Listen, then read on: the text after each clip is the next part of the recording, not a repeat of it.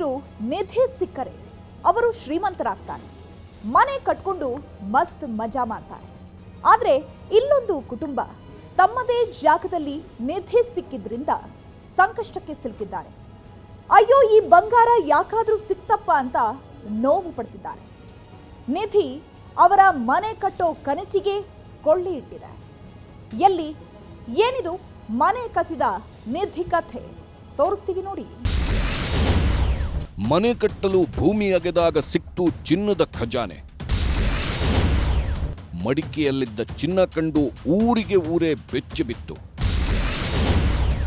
ಸಿಕ್ಕ ನಿಧಿ ಸರ್ಕಾರಕ್ಕೆ ಕೊಟ್ಟಿದ್ದಕ್ಕೆ ಮನೆ ಕಟ್ಟಿಕೊಳ್ಳುವ ಕನಸೇ ಭಗ್ನ.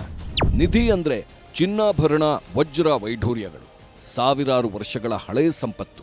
ಇದು ಭೂಮಿಯಲ್ಲಿ ಸಿಕ್ಕಿದ ಉದಾಹರಣೆಗಳು ಸಾಕಷ್ಟಿವೆ. ಆಗಿನ ಕಾಲದ ರಾಜರು ನಿಧಿಗಳನ್ನ ದೇವಾಲಯಗಳಲ್ಲಿ, ಭೂಮಿಯಲ್ಲಿ, ಗುಹೆಗಳಲ್ಲಿ ಬಚ್ಚಿಟ್ಟಿದ್ರು. ಅವು ಈಗಲೂ ಸಿಗ್ತಾ ಇವೆ. ಅಂಥ ನಿಧಿ ಕಥೆಗಳನ್ನೆಲ್ಲ ನಾವೆಲ್ಲ ಸಾಕಷ್ಟು ಕೇಳಿದ್ದೇವೆ, ಸಿನಿಮಾಗಳಲ್ಲೂ ನೋಡಿದ್ದೇವೆ. ನಮಗೂ ಆ ರೀತಿ ಒಮ್ಮೆಯಾದರೂ ನಿಧಿ ಸಿಗಬಾರ್ದಾ ಅಂತ ಯೋಚನೆ ಮಾಡಿದ್ದೇವೆ. ಸದ್ಯ ಈಗ ಗದಗದಲ್ಲಿ ಒಂದು ಕುಟುಂಬಕ್ಕೆ ನಿಧಿ ಸಿಕ್ಕಿದೆ. ಮನೆ ಕಟ್ಟಲು ಅಡಿಪಾಯ ಹಾಕುವಾಗ ಚಿನ್ನದ ಖಜಾನೆ ಪತ್ತೆಯಾಗಿದೆ. ಭೂಮಿಯಲ್ಲಿ ನಿಧಿ ಇದೆ. ಅದು ಕೆಲವೊಮ್ಮೆ ಭೂಮಿ ಅಗೆದಾಗ ಪತ್ತೆಯಾಗುತ್ತೆ ಅಂತ ಎಲ್ಲರಿಗೂ ಗೊತ್ತು. ಕೆಲವರು ನಿಧಿಗಳನ್ನು ಪತ್ತೆ ಹಚ್ಚೋದಕ್ಕಂತಲೇ ಊರೂರು ಅಲೆದಾಡ್ತಾ ಇರ್ತಾರೆ.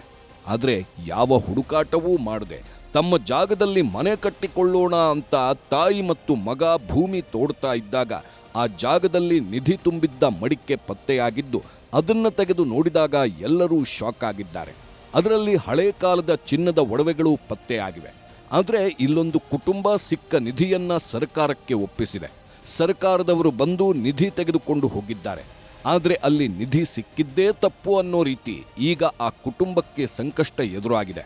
ಇಲ್ಲಿ ನೋಡಿ, ಎಷ್ಟೊಂದು ಚಿನ್ನ, ಎಷ್ಟೊಂದು ಒಡವೆಗಳಿದೆ ನೋಡಿ. ಕೆಲವು ಆಭರಣಗಳು ಪೀಸ್ ಆಗಿವೆ. ಅದನ್ನೆಲ್ಲ ಒಂದು ಕಡೆ ಸೇರಿಸಿ ತೂಕ ಮಾಡಲಾಗಿದೆ. ಸುಮಾರು 466 ಗ್ರಾಂನಷ್ಟು ಚಿನ್ನ, ಹೆಚ್ಚು ಕಡಿಮೆ ಅರ್ಧ ಕೆಜಿಯಷ್ಟು ಚಿನ್ನ. ಆ ಚಿನ್ನಕ್ಕೆ ಏನಿಲ್ಲ ಅಂದ್ರೂ 50ರಿಂದ 60 ಲಕ್ಷ ರೂಪಾಯಿ ಬೆಲೆ ಬಾಳುತ್ತೆ. ಇದು ಪುರಾತನ ಕಾಲದ ಚಿನ್ನವಾಗಿರೋದ್ರಿಂದ ಬೆಲೆ ಇನ್ನೂ ಹೆಚ್ಚಾಗೇ ಇರುತ್ತೆ. ಇಷ್ಟೊಂದು ಚಿನ್ನವನ್ನ ಒಂದು ಕುಟುಂಬ ಸರ್ಕಾರಕ್ಕೆ ಒಪ್ಪಿಸಿದೆ. ಸರ್ಕಾರದವರು ಒಂದು ಚಿನ್ನ ತೂಕ ಮಾಡಿ ಅದನ್ನು ಸೀಲ್ ಮಾಡಿ ತಮ್ಮ ಸುಪರ್ದಿಗೆ ತೆಗೆದುಕೊಂಡಿದ್ದಾರೆ. ಮೊದಲಿಗೆ ತಂಬಿಗೆಯಲ್ಲಿ ಅಂದಾಜು 1 ಕೆಜಿ ನಿಧಿ ಪತ್ತೆ ಆಗಿರಬಹುದು ಅಂತ ಅಂದುಕೊಳ್ಳಲಾಗಿತ್ತು. ಗದಗ ತಾಲೂಕಿನ ಲಕ್ಕುಂಡಿಯ ವಾರ್ಡ್ ನಂಬರ್ 4ರ ನಿವಾಸಿ ಗಂಗವ್ವ ಬಸವರಾಜ ರಿತ್ತಿ ಎಂಬುವರ ಮನೆ ಜಾಗದಲ್ಲಿ ಈ ನಿಧಿ ಪತ್ತೆಯಾಗಿತ್ತು. ಮನೆಯ ಅಡಿಪಾಯ ಅಗೆಯುವ ಸಂದರ್ಭದಲ್ಲಿ ನಿಧಿ ಸಿಕ್ಕಿದ್ದು, ನಿಧಿ ನೋಡಲು ಕುತೂಹಲದಿಂದ ಸಾವಿರಾರು ಸಂಖ್ಯೆಯಲ್ಲಿ ಜನ ಜಮಾವಣೆಯಾಗಿದ್ರು. ಶನಿವಾರ ಸಂಜೆ ನಿಧಿ ಸಿಕ್ಕಿದ ಸುದ್ದಿ ಕಾಡ್ಗಿಚ್ಚಿನಂತೆ ಹರಡಿದ್ದು, ಸ್ಥಳಕ್ಕೆ ಅಪರ ಜಿಲ್ಲಾಧಿಕಾರಿ ದುರ್ಗೇಶ್, ಎಸ್ಪಿ ರೋಹನ್ ಜಗದೀಶ್, ಎಸಿ ಗಂಗಪ್ಪ, ತಹಶೀಲ್ದಾರ್ ಶ್ರೀನಿವಾಸ್ ಕುಲಕರ್ಣಿ, ಲಕ್ಕುಂಡಿ ಪ್ರಾಧಿಕಾರದ ಸದಸ್ಯರು, ಪುರಾತತ್ವ ಇಲಾಖೆ ಸಿಬ್ಬಂದಿ ಭೇಟಿ ನೀಡಿ ಪರಿಶೀಲನೆ ನಡೆಸಿದ್ರು. ಚಿನ್ನಾಭರಣಗಳು ಯಾರ ಕಾಲದ್ದು ಅನ್ನೋ ತನಿಖೆ ನಡೆಸಿದ್ರು. ಈಗ ನಿಧಿ ಕೂಡ ಸಿಕ್ಕಿದೆ. ನಿಮ್ಮ ಮನೆ ಪಾಯನ್ನು ಯಾವಾಗ ತೆಗಿತಾ ಇದ್ರಿ? ಈಗ ಮನೆ ಕಟ್ಟಬೇಕಂತ ಕೂಡ ಇತ್ತು. ಏನು ಹೇಳ್ತೀರಮ್ಮ ಅಂತ?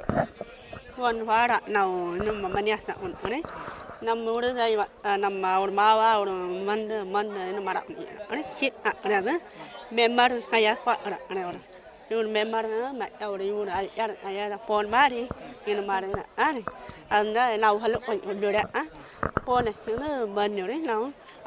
ಸಿಕ್ಕ ಚಿನ್ನವನ್ನೆಲ್ಲ ಸರ್ಕಾರಕ್ಕೆ ಕೊಟ್ಟು ಬಿಟ್ಟಿದ್ದ ಗಂಗವ್ವ, ನನಗೆ ನನ್ನ ಮಗನಿಗೆ ಯಾರೂ ಇಲ್ಲ, ನಮಗೆ ಸರ್ಕಾರ ಒಂದು ಆಸರೆ ಮಾಡಿಕೊಡಬೇಕು, ಮನೆ ಕಟ್ಟಿಕೊಡಲು ಸಹಾಯ ಮಾಡಬೇಕು ಅಂತ ಹೇಳಿದ್ರು. ಆ ಕುಟುಂಬಕ್ಕೆ ಸಹಾಯ ಮಾಡ್ತೀವಿ ಅಂತ ಜಿಲ್ಲಾಡಳಿತ ಸಹ ಹೇಳಿತ್ತು.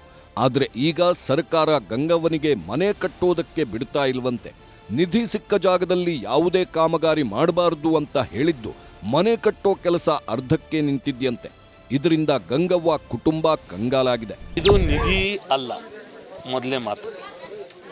ನೀವು ನಿಧಿ ಅಂತ ಏನು ಹೇಳ್ತೀರಿ, ಅದನ್ನು ತೆಗೆದು ನೋಡಿರಿ. ನಿನ್ನೆ ನಾನು ಮಾಧ್ಯಮದೊಳಗೆ ನಿಮ್ಮ ಮಾಧ್ಯಮದ ಮುಖಾಂತರ ನಾನು ನೋಡಿದ್ದು, ಅದರಲ್ಲಿ ಆದಷ್ಟು ಮುರಿದಂಥ ಆಭರಣಗಳಿದಾವೆ.